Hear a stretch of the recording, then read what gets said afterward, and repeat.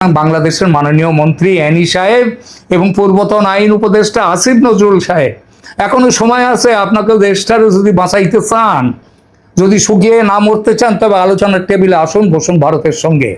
আলোচনার মধ্যে দিয়ে বেরিয়ে আসুক সমঝোতার ফর্মুলা। তা যদি না করে বসে থাকেন গো ধরে ঢাকায় আর ভারতকে ল্যাং মারার ফোন দিয়ে আটতে চান, তার ফল কি হবে জানেন? আমও যাবে, ছালাও যাবে। 1996 চুক্তিতে যে জলটুকু পাচ্ছেন, এখন যে জল পাচ্ছেন সেই জলও পাবেন না। কেউ আপনাদের বাঁচাতে পারবে না। কোনো জাতিসংঘের বাবা এসে আপনাকে বাঁচাতে পারবে না। তাদের ক্ষমতা নেই বাঁচাবার। অতএব সাবধান। তারেক রহমানের দিল্লি সফর যখন বড় সড় প্রশ্নের মুখে, তখন নতুন এক বিরোধের আবহ তৈরি হয়েছে ভারত ও বাংলাদেশের মধ্যে। যে বিষয়টি পারস্পরিক আলোচনার মধ্য দিয়ে মেটানো হয়েছে গত 5.5 দশক, সেই বিষয়টি আলোচনায় না মিটিয়ে সংঘাতের পথে আদায় করে নেওয়ার রাস্তায় হাঁটার কথা বলল বাংলাদেশ। এটাকে চুলকে ঘা করা বলা যায় কিনা সেটা আপনার বিবেচ্য। তবে কথাটা হলো, বাংলাদেশ যদি ভেবে থাকে এ পথে গেলে তার হক মিলবে, তাহলে বলতেই হয় এটা বড় ভুল ভাবনা, এবং এর বড় মাসুল কিন্তু গুনতে হবে বাংলাদেশকে। এটা কেন বলছি এই প্রতিবেদনে বলবো সেটা। চলুন যাওয়া যাক আলোচনায়। বন্ধুরা, আজ ভারত বাংলাদেশ সম্পর্কের আকাশে এবার নতুন মেঘ জমতে শুরু করেছে। বিষয়টা সীমান্ত নয়, বাণিজ্য নয়, শেখ হাসিনাও নন। এবারের বিষয় জল, গঙ্গার জল। আর জল নিয়ে রাজনীতি দক্ষিণ এশিয়ায় নতুন কিছু নয়। পাকিস্তান বহু বছর ধরে সিন্ধু নদের জল নিয়ে ভারতের সঙ্গে বিরোধকে আন্তর্জাতিক মঞ্চে নিয়ে গেছে। World bank, neutral expert, court of arbitration সব দরজাই ব্যবহার করেছে ইসলামাবাদ। লাভ কি কিছু পেয়েছে এ পর্যন্ত? না। এবার প্রশ্ন উঠছে, বাংলাদেশও কি পাকিস্তানের দেখানো সেই পথেই হাঁটতে চাইছে? কারণ বাংলাদেশের জলসম্পদ মন্ত্রী শহীদ উদ্দিন চৌধুরী অ্যানি গত 19 আগস্ট এমন একটি কথা বলেছেন একটি সভায়, যাকে হালকাভাবে নেয়ার সুযোগ নেই। ঢাকার Bangladesh Institute of Law and International অ্যাফেয়ার্সের এক সেমিনারে তিনি জানিয়ে দিয়েছেন, 1996 সালের গঙ্গা জল বন্টন চুক্তির নতুন সংস্করণে বাংলাদেশের স্বার্থ সুরক্ষিত করতে হবে। এর মানেটা হলো 1996 সালে শেখ হাসিনার আমলে যে চুক্তিটা হয়েছিল সেখানে বাংলাদেশের স্বার্থ সুরক্ষিত নয়। আর প্রয়োজন হলে অ্যানি এটাও বলেছেন, বাংলাদেশ যদি ভারত না মানে, বাংলাদেশ বিষয়টি ইন্টারন্যাশনাল ফোরাম অর্থাৎ আন্তর্জাতিক মঞ্চে নিয়ে যেতেও প্রস্তুত। মন্ত্রী বলেছেন, বাংলাদেশের একটি চুক্তি চাই এবং বাংলাদেশের অধিকার প্রতিষ্ঠার জন্য প্রয়োজন হলে আন্তর্জাতিক ফোরামেও যাবে ঢাকা। একই সঙ্গে তিনি দাবি করেছেন, নতুন চুক্তিতে থাকতে হবে কি গ্যারান্টি ক্লজ, গ্যারান্টি দিতে হবে। এখানে প্রথমেই একটা কথা পরিষ্কার করে নেওয়া দরকার। বাংলাদেশের মন্ত্রী সরাসরি বলেননি যে আমরা জাতিসংঘে ভারতের বিরুদ্ধে মামলা করতে যাচ্ছি। তিনি বলেছেন সেটা হলো প্রয়োজনে ইন্টারন্যাশনাল ফোরামে যাবেন। এটা ঠিক, বাংলাদেশের জল কূটনীতিতে এটি একটি অত্যন্ত গুরুত্বপূর্ণ রাজনৈতিক বার্তা। কিন্তু কেন এখন এই হুঁশিয়ারিটা দিলেন? যদি বুঝতাম আলোচনায় বসেছেন কিন্তু কোনো জায়গায় মীমাংসা হচ্ছে না, সমঝোতা হচ্ছে না, তখন একটা হুঁশিয়ারি দেওয়ার প্রশ্ন আসতেই পারে যে বাংলাদেশ যাবে আন্তর্জাতিক ফোরামে। কিন্তু এখন কেন? কারণ ঘড়ির কাঁটা চলছে। 1996 সালের 12ই ডিসেম্বর ভারত ও বাংলাদেশের মধ্যে গঙ্গার জল বন্টন নিয়ে যে ঐতিহাসিক চুক্তি হয়েছিল, তার মেয়াদ 30 বছর। অর্থাৎ ডিসেম্বর 2026-এ বর্তমান চুক্তির মেয়াদ শেষ হচ্ছে। চুক্তির আর্টিকেল 12-এ বলা আছে 30 বছর পরে পারস্পরিক সম্পত্তির ভিত্তিতে এটা রিনিউ করা যাবে। সুতরাং আগামী কয়েক মাস অত্যন্ত গুরুত্বপূর্ণ। বাংলাদেশ চাইছে শুধু পুরনো চুক্তির রিনিউয়াল নয়, মনে রাখবেন, শেখ হাসিনা 1996 সালে যে চুক্তিটা করেছেন তার রিনিউয়াল শুধু নয়, আরো শক্তিশালী একটা নতুন বন্দোবস্ত চাই বাংলাদেশে। আর সেই দাবির কেন্দ্রবিন্দুতে আছে কি? একটি শব্দ, গ্যারান্টি। বাংলাদেশ বলছে ভারতকে একটি নির্দিষ্ট পরিমাণ জল দেওয়ার নিশ্চয়তা দিতে হবে। কিন্তু প্রশ্ন হলো, বর্তমান চুক্তিতে কি আছে? খুব সহজ করে একটু বুঝিয়ে দিই বিষয়টি। ফারাক্কায় যদি 70,000 কিউসেক বা তার কম জল থাকে, আবার বলি, ফারাক্কা যেখানে মুর্শিদাবাদের যেখানে এখানে সেই ফারাক্কা ব্যারেজ আছে গঙ্গায়, সেখানে যদি 70,000 কিউসেক বা তার কম জল থাকে, ভারত ও বাংলাদেশ পাবে অর্ধেক অর্ধেক। 70 থেকে 75,000 কিউসেক জল যদি থাকে ফারাক্কায়, বাংলাদেশ মানে 70 হলে ভারত পাবে 35, বাংলাদেশ পাবে 35।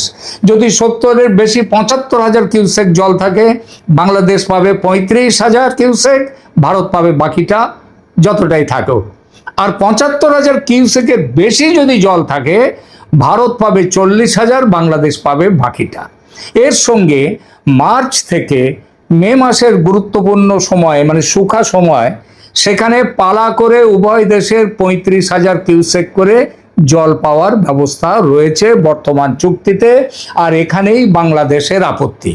তাদের বক্তব্য, 1977 সালের একটা চুক্তি হয়েছিল মোরারজি দেশাইয়ের সঙ্গে বাংলাদেশের, সেখানে যে ধরনের মিনিমাম গ্যারান্টি ছিল 1996 সালের চুক্তিতে সেই রকম সুরক্ষা বা গ্যারান্টি বাংলাদেশের জন্য নেই 96-তে। সুতরাং এবার তাহলে দেখি 1977 সালের সেই গ্যারান্টি ক্লজটা কি ছিল। এই জায়গাটা খুব গুরুত্বপূর্ণ। 1977 সালে মোরারজি দেশাইয়ের ভারত সরকারের সঙ্গে বাংলাদেশের গঙ্গার জল নিয়ে একটা 5 বছরের চুক্তি হয়েছিল। সেখানে বলা হয়েছিল কোনো নির্দিষ্ট 10 দিনে গঙ্গার জল অস্বাভাবিকভাবে কমে গেলেও বাংলাদেশের প্রাপ্য জল সেই সময়ের নির্ধারিত অংশের 80% নিচে নামবে না। অর্থাৎ ধরুন, যদি ফারাক্কায় তখন জলস্তর যদি 60% নেমে আসে, তাহলে বাংলাদেশের যে জলটা পাওনা, ধরুন বাংলাদেশের তখন হয়তো এমনি 35,000 মিনিমাম পাওয়ার একটা কথা, তার থেকে যদি সেটা যদি 60% নেমে আসে, তাহলেও বাংলাদেশকে ওই 35,000 কিউসেক জলের 80% নিচে, মানে 35-এর 80% হচ্ছে 28,000 কিউসেকের মতো। সেই 28,000 কিউসেকের কমে জল দেওয়া যাবে না, তাই ভারতের যতটুকুই জল থাক। অর্থাৎ নদীতে জল কমে গেল, তবুও বাংলাদেশের জন্য একটা মিনিমাম প্রোটেকশন জলের ছিল 77-এর চুক্তিতে। প্রাপ্য জলের 80% কমপক্ষে দিতেই হবে বাংলাদেশকে। এই ব্যবস্থার নাম ছিল বিখ্যাত 80 বা 80% গ্যারান্টি ক্লজ। বোঝাতে পারলাম? কিন্তু 1982 এবং 1985 সালের পরবর্তী বন্দোবস্তে তখনও চুক্তি হয়েছিল, সেই ক্লজটা উঠে যায়, অর্থাৎ এই ক্লজটা থাকেনি। আর 1996 এই সময় কারা করেছিলেন চুক্তি? ওই যে 1982 এবং 85-তে তখন ছিলেন হুসেন মোহাম্মদ এরশাদ, হাসিনা নন। 1996 সালের চুক্তিতে 1977-এর সেই একই ধরনের গ্যারান্টি ক্লজও আর ফিরে আসেনি। তাই এবার ঢাকা বলছে নতুন চুক্তিতে আমাদের গ্যারান্টি দিতে হবে, জল যত কমুক আমাদের জল এতটা দিতেই হবে। কিন্তু ভারতের পক্ষে এটা শুনতে খুব মনে হচ্ছে এটা তো ন্যায়সঙ্গত, তাদেরও এটা মনে হতে পারে যে তাদের দাবিটাও তো ন্যায়সঙ্গত, বাংলাদেশের দাবি। কিন্তু ভারতও পাল্টা বলতে পারে যে জল প্রকৃতি দিল না, সেই জল ভারত গ্যারান্টি দেবে কিভাবে? নদীর জল তো কোনো ব্যাংকের ফিক্সড ডিপোজিট নয় যে গেলাম আর ভাঙিয়ে নিলাম। ক্লাইমেট চেঞ্জ হচ্ছে, বর্ষার প্যাটার্ন বদলাচ্ছে, ওপর থেকে জলের ডিম্যান্ড বেড়ে যাচ্ছে, কারণ আমাদের হিমালয় থেকে জল আসছে। সেই জল, গঙ্গার জল যত নিচে নামতে থাকবে তার ডিম্যান্ড বাড়ছে। ভারতের নিজের উত্তরপ্রদেশ, বিহার, ঝাড়খণ্ড, পশ্চিমবঙ্গের কৃষি, পানীয় জল, পরিবেশ সব কিছুতেই চাহিদা রয়েছে, চাহিদা বাড়ছে। সুতরাং বাংলাদেশ যদি বলে যে প্রকৃতিতে জল থাকুক আর না থাকুক আমাকে আবার নির্দিষ্ট জল দিতেই হবে, ভারত খুব স্বাভাবিকভাবেই প্রশ্ন তুলতে পারে ঘাটতির দায়টা একা আপস্ট্রিম কান্ট্রি বা ভারত নেবে কেন? তোমরাও ভাগ করে নাও। 1982 এবং 1985 সালের চুক্তিতে এজন্যই তো গ্যারান্টি ক্লজ তুলে দেওয়া হয়। 1996 সালে না হয় শেখ হাসিনা ক্ষমতায় ছিলেন, কিন্তু 1982 এবং 85 সালে কে ছিলেন শাসক বাংলাদেশে? হুসেন মোহাম্মদ এরশাদ। ভারত শক্ত অবস্থান নিয়ে এই গ্যারান্টি ক্লজ তুলে দিয়েছে তখন থেকে। সেটা আবার মানবে? প্রশ্নই ওঠে না। বরং 1996 চুক্তিতে যে বেশি জল দেওয়ার কথা বাংলাদেশকে, সেটা আরো কমিয়ে দেওয়ার চেষ্টা করবে ভারত। কারণ গঙ্গায় জল কমেছে আর ভারতের অভ্যন্তরীণ চাহিদা বেড়েছে। ভারত ইতিমধ্যেই নিজের প্রয়োজনে বাংলাদেশকে দেওয়া জলের পরিমাণ কম করে দেওয়ার ইঙ্গিতও কিন্তু দিয়েছে। এই পরিস্থিতিতে বাংলাদেশের উচিত ছিল কি? ভারতের সঙ্গে আলোচনায় বসার আগের থেকে, অন্তত বছর খানেক আগের থেকে, যাতে অনেকদিন ধরে আলোচনা চলতে পারে, তা তারা করেনি। এখন ধমকি দিচ্ছে ইন্টারন্যাশনাল ফোরামে যাবে, আন্তর্জাতিক মঞ্চে। আন্তর্জাতিক মঞ্চ মানে জাতিসংঘ, বিশ্ব ব্যাংক, আন্তর্জাতিক আদালত ইত্যাদি। লাভ কি হবে কিছু? প্রথমে প্রশ্ন আসি, এই প্রশ্নটায় দেখি জাতিসংঘ তারা কোনো লাভ দিতে পারে কিনা। এখানে বাংলাদেশের হাতে একটা নতুন কূটনৈতিক অস্ত্র এসেছে, এটা দিয়েছেন মোহাম্মদ ইউনূস। 2025 সালে ইউনূসের আমলে ভারতের সঙ্গে নদী জল নিয়ে ঝগড়া করার জন্য বাংলাদেশ ইউনাইটেড নেশনস ওয়াটার কনভেনশনে যোগ দিয়েছে। দক্ষিণ এশিয়ার প্রথম দেশ হিসেবে বাংলাদেশ এই কনভেনশনে যোগ দেয়। জাতিসংঘের তথ্য অনুযায়ী বাংলাদেশ 2025 সালের জুন মাসে এই কনভেনশনে অ্যাকসেশন করে, তাদের অন্তর্ভুক্ত হয়। এই কনভেনশনের মূল দর্শনটা কি? ট্রান্সবাউন্ডারি রিভার মানে দুটো আলাদা রাষ্ট্রের মধ্যে যে সমস্ত নদী আছে বা আন্তঃসীমান্ত নদীর ক্ষেত্রে সহযোগিতা করতে হবে, যৌক্তিক ব্যবহার করতে হবে, তথ্য বিনিময় করতে হবে এবং এক দেশের ব্যবহারে অন্য দেশের বড় কোনো ক্ষতি যেন না হয় সেটাও দেখতে হবে। ঢাকা তার যুক্তি হতে পারে, গঙ্গা তো শুধু ভারতের নদী নয়, এটা একটা ইন্টারন্যাশনাল রিভার সিস্টেম, অতএব বেসিন ওয়াইড ম্যানেজমেন্ট দরকার। ডেইলি স্টারের রিপোর্ট বলছে ওই একই সেমিনারে এই 19 আগস্ট আসিফ নজরুলও বলেছেন, আসিফ নজরুল বাংলাদেশের ওই বিপ্লবী সরকার মোহাম্মদ ইউনূসের তার বড় একজন, তার আইনমন্ত্রী, তিনি বাংলাদেশকে বলেছেন বাংলাদেশকে বেসিন ওয়াইড ওয়াটার ম্যানেজমেন্ট ফ্রেমওয়ার্কের দাবির দিকে যেতে হবে। এর মানেটা কি? মানেটা ফরাক্কায় এসে কত জল পাওয়া গেল প্রশ্ন সেটা নয়। এই basin wide water management framework হচ্ছে বাংলাদেশ জানতে চাইতে পারে ফরাক্কার আগে গঙ্গা নদীর যে বিরাট যাত্রাপথ হিমালয় থেকে, সেখানে কোথায় কত জল তোলা হচ্ছে, কোথায় বাঁধ হচ্ছে, কোথায় ইরিগেশন হচ্ছে, ভারতের রিভার লিঙ্কিং প্রজেক্ট ভবিষ্যতে গঙ্গার প্রবাহে কি প্রভাব ফেলবে, এখানে বাংলাদেশের কৌশলটা বুঝতে পারছেন? ঢাকা চাইছে আলোচনার ক্ষেত্রটা ফারাক্কার মধ্যে শুধু আবদ্ধ না রেখে বেসিন মানে পুরো জন্ম থেকে গঙ্গা এসছে তার উপরে নজর দিতে হবে বাংলাদেশকে। মানে গঙ্গার উৎপত্তি স্থল থেকে ফারাক্কা পর্যন্ত গঙ্গা জলের যে হিসাব, সেই হিসাব দিতে হবে বাংলাদেশকে। এটা ভারতের পক্ষে অনেক বেশি জটিল প্রস্তাব এবং অপমানজনক, অসম্ভব একটি প্রস্তাব। গঙ্গা তখন ভারতের ভেতর দিয়ে বইবে বটে, তবে তার মালিকানার অনেকখানি কার্যত হবে বাংলাদেশের। এমন প্রস্তাব ভারত মানবে? এটা পাগল ছাড়া কারো মাথায় আসবে না। আর ইউএন কনভেনশন কি ভারতকে বাধ্য করতে পারবে? এখানেই গল্পের সবচেয়ে বড় টুইস্ট। বাংলাদেশ ওই ইউনাইটেড নেশনস ওয়াটার কনভেনশনে যোগ দিয়েছে, ভারত কিন্তু ওই কনভেনশনের পার্টি নয়। অতএব বাংলাদেশ সদস্য হয়েছে বলেই সেই কনভেনশনের সমস্ত ট্রিটি অব্লিগেশন স্বয়ংক্রিয়ভাবে ভারতের ঘাড়ে চাপিয়ে দেওয়া যাবে এমন নয়। আর এখানেই পাকিস্তানের সঙ্গে বাংলাদেশের মৌলিক পার্থক্য। পাকিস্তানের হাতে কি আছে? তার হাতে যা আছে বাংলাদেশের হাতে তা নেই। 1960 সালে ভারত ও পাকিস্তানের মধ্যে হয়েছিল ইন্দাস ওয়াটার ট্রিটি। সেই চুক্তির মধ্যেই ডিসপিউট সেটেলমেন্টের আন্তর্জাতিক ব্যবস্থা রয়েছে। প্রথমে পার্মানেন্ট ইন্দাস কমিশন, তারপর কোনো বিষয়ে যদি মতপার্থক্য হয় তাহলে নিউট্রাল এক্সপার্ট, তার কাছে যেতে হবে। আর ডিসপিউট হলে কোর্ট অফ আরবিট্রেশনের ব্যবস্থা করতে হবে। ওয়ার্ল্ড ব্যাংকেরও একটা নির্দিষ্ট প্রসিডিউরাল রোল আছে। তাই পাকিস্তান ওই কিষানগঞ্জ গঙ্গা কিংবা রাতলে হাইড্রো ইলেকট্রিক প্রজেক্ট নিয়ে আপত্তি তুললে আন্তর্জাতিক আরবিট্রেশন মেকানিজম ব্যবহার করার ট্রিটি বেসড রাস্তা পাকিস্তানের সামনে আছে। পাকিস্তান কোর্ট অফ আরবিট্রেশন চেয়েছিল, ভারত নিউট্রাল এক্সপার্টের পদ চেয়েছিল, কিন্তু 1996 সালের ভারত বাংলাদেশ গঙ্গা চুক্তিতে এমন আন্তর্জাতিক আরবিট্রেশন মেকানিজম নেই। বিরোধ হলে প্রথমে জয়েন্ট কমিটি, সেখানে সমাধান না হলে Indo Bangladesh joint rivers commission, সেখানেও যদি সমাধান না হয় বিষয়টা যাবে দুদেশের সরকারের কাছে। তারপর দুই সরকার মিউচুয়ালি ডিসকাশন করে সমাধান করবে। অর্থাৎ পাকিস্তানের মতো বাংলাদেশ চাইলো আর ট্রিটি মেকানিজম ধরে ওয়ার্ল্ড ব্যাংক বা কোর্ট অফ আরবিট্রেশনে চলে গেল, গঙ্গার ক্ষেত্রে সেই রাস্তা তৈরি করা নেই। এটা বিরাট পার্থক্য। পাকিস্তানের সঙ্গে ভারতের আন্তর্জাতিক সিন্ধু নদী জল বন্টন চুক্তি থাকা সত্ত্বেও পাকিস্তানের ঘুম কেড়ে নিয়েছে ভারত অপারেশন সিন্দুরের ওই ঘোষণার পর।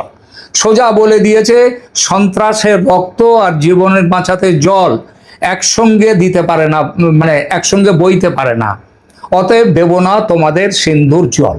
সেখানে বাংলাদেশ জাতিসংঘে নালিশ করলো আর ভারত ভয় পেয়ে সুরসুর করে দাবি মেনে নিল, এমনটা হয়? এটা ভাবা যায়? তাহলে কি বাংলাদেশের ইন্টারন্যাশনাল ফোরামের হুমকিটা ফাঁকা আওয়াজ?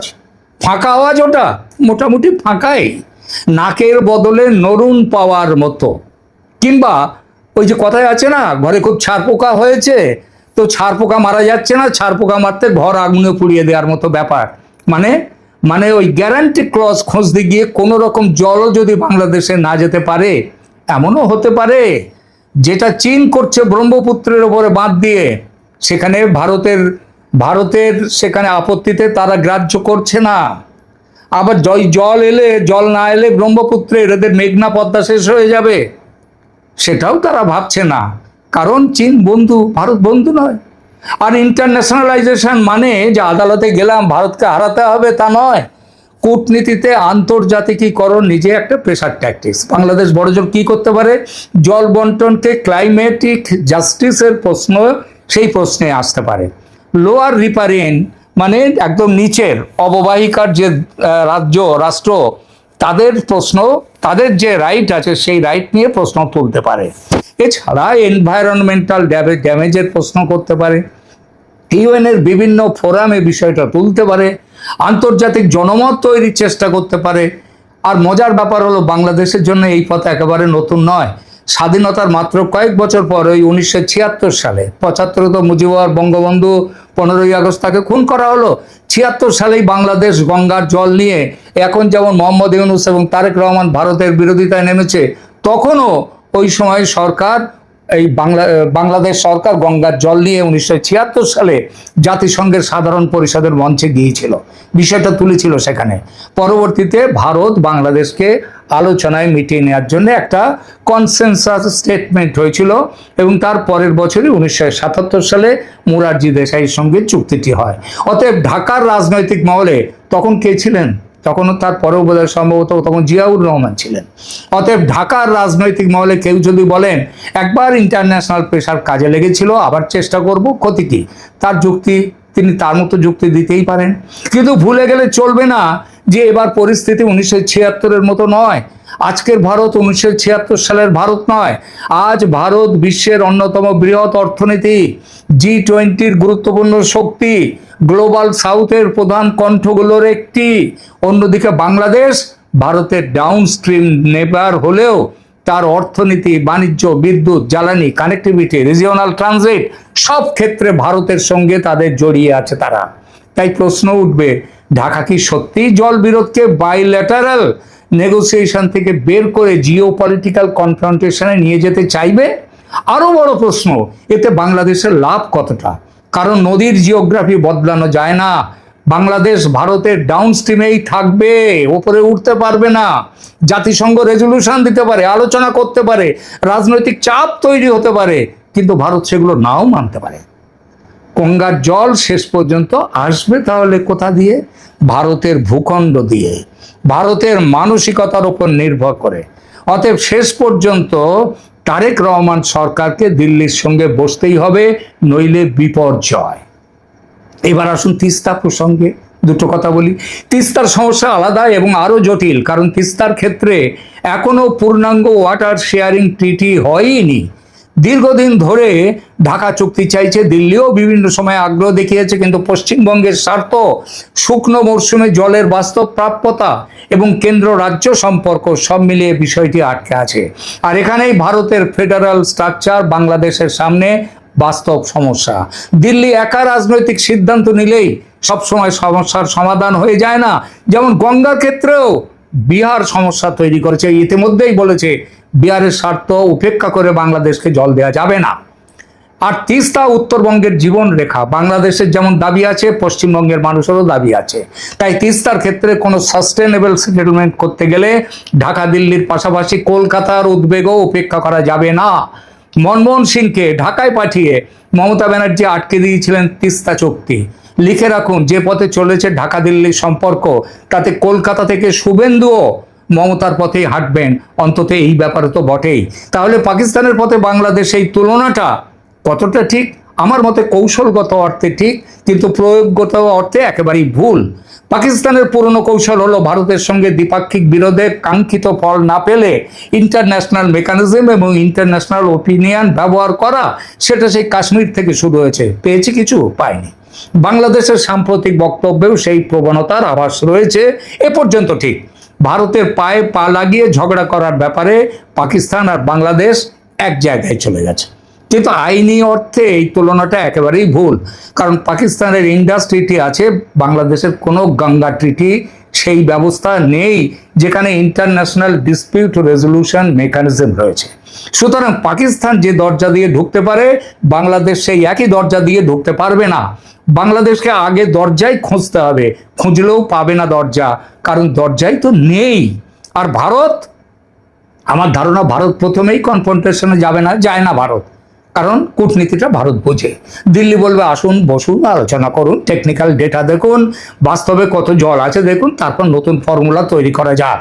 কারণ ভারতের স্বার্থ চুক্তি ভেঙে দেয়া নয়। বাংলাদেশের সঙ্গে গঙ্গার জল নিয়ে কোনো এগ্রিমেন্ট না থাকা ভারতের পক্ষেও ডিজায়ারেবল নয়। কিন্তু দিল্লি এমন কোনো গ্যারান্টি দেবে না যাতে ভবিষ্যতে প্রাকৃতিকভাবে জল কমে গেলেও ভারত ট্রিটি ভায়োলেশনের দায়ে পড়ে। অর্থাৎ ভারত বলে ওসব গ্যারান্টি ফ্যারান্টি নয়, ডিস্ট্রেস মেকানিজম, শেয়ারিং মেকানিজম হবে বড় জোর। জল বেশি থাকলে দু দেশ ভাগ করবে, জল কমলে শর্টেজও দুটো দেশই ভাগ করে নেবে। বন্ধুরা, গঙ্গার জল নিয়ে আগামী কয়েক মাসের আলোচনা শুধু জল বন্টনের আলোচনা নয়, এর মধ্যে মিশে থাকবে ভারত বাংলাদেশের সামগ্রিক সম্পর্ক, বাংলাদেশের ডোমেস্টিক পলিটিক্স, পশ্চিমবঙ্গের স্বার্থ, ক্লাইমেট চেঞ্জ, আন্তর্জাতিক নদী আইন এবং দক্ষিণ এশিয়ার জিও পলিটিক্স। ঢাকা এবার বার্গেনিং টেবিলে বসছে না, বসার আগেই জানিয়ে দিচ্ছে আমরা ইন্টারন্যাশনাল ফোরামে যেতে পারি। যান, তবে এটা মনে রাখবেন, একই বাংলাদেশ ওরা প্রেশার ট্যাকটিক্স দিচ্ছে, আর ভারত দয়ালু বটে, তবে বোকা নয় যে বলবে আও বহেল মুঝে মার দো, ষাঁড় তুমি এসে আমাকে গুঁতো, এটাও ভারত বলবে না।